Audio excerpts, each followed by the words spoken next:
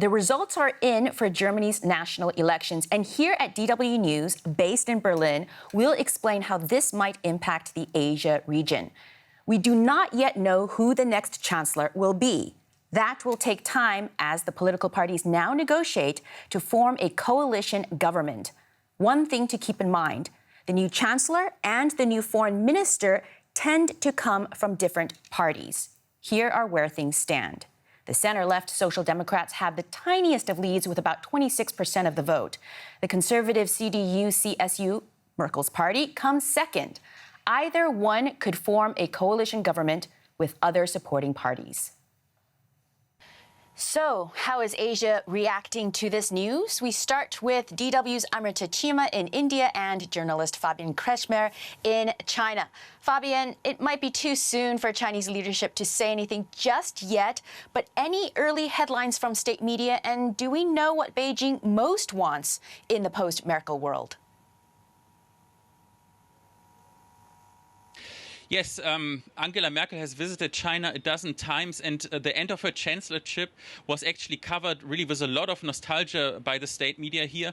And that should not surprise, because Angela Merkel is basically, the best possible outcome also for the next government. Basically, her China policy was, in Beijing's eyes, very pragmatic. And in a first reaction, the spokesperson of the foreign ministry said that we expect a continuation of the pragmatic China policy also from the next government. However, there's also a lot of criticism for Merkel's China policy because it's quite soft, and she was rather subdued with her criticism towards human rights. What actually Beijing fears the most is that Germany will seek tighter cooperation with America in their China policy. But if you look at the program of the Social Democrats and also the Christian Democrats, that is not really likely to happen. The biggest actually criticism towards China comes from the Green Party. Right. Amrita, how is Delhi watching these results? Any reactions from local media? You know, the local media has been watching these elections, but I have to say the biggest and only election party in town was at the German embassy. It wasn't the usual big bash that you have on election night. That's because of the corona situation. The numbers were kept fairly restricted. But the headlines coming out of these elections, even now, are the departure of Angela Merkel from the German political stage. And that's because, Angela Merkel invested a huge deal in building Indo-German relations over the past 16 years, and also enjoyed a very good rapport with Prime Minister Narendra Modi. And she made India a priority in strategic terms. So, of course, people are asking the question, what will her departure mean? And the media is also worried about the fact that it was such a close election result that there will be uncertainty over the coming months as a coalition government is formed. But broadly, as Fabian said, people are expecting a great deal of continuity on the broader policy issues between India and Germany. For example, security, how to deal with the pandemic, climate change, and so on. But some changes are expected because of the presence of the two smaller parties in any governing coalition, be it led by the SPD or by the CDU. That is the Greens and the business-friendly FDP. Now, the FDP, of course, has very strong interests in business and trade and investment, and they could set their own accents. And for India, it could be kind of bring some changes, as well as the Green Party, because the Green Party may raise issues like human rights concerns and the crackdown on dissent, and that could ruffle some feathers within the establishment here. Thank you, Amrita and Fabian, for joining us. What will determine how Germany engages with Asia depends on the kind of coalition government the political parties build. The two most viable options at the moment are either the Social Democrats teaming up with the Greens and the Libertarian Free Democrats, also known as the FDP, or Merkel's Christian Democrats, who came in a tight second, teaming up with the same, the Greens and the FDP. Euphoria and disappointment. As the party faithful reacted to the numbers, their bosses gathered face to face to kick off the next fight. Who will rule together? The Social Democrats, Olaf Scholz, moved first. I will say that there are a few parties who have increased their vote, the SPD, the Greens and the FDP, and the others have not increased their share. I think that's a message. That, followed by this question to Merkel's choice, set the tone. The question I have to ask, can you remain party leader? We don't have all the results. We're waiting for them. We've recognized today that only someone who has a majority in the German Bundestag will become Chancellor. Whether it's Scholz or Laschet, he will need the Greens and the FDP. Their leader started the mind games. The Greens and FDP should talk to each other first. Then we can structure what comes next. We've already made it clear in the last few days, Robert Habeck and I, that this logic, that one calls all the others, wouldn't help the revival that we need in this country. Therefore, it's more than sensible that different parties talk with each other in different constellations. Scholz sensed the danger but seemed confident that reaching a deal would be easy.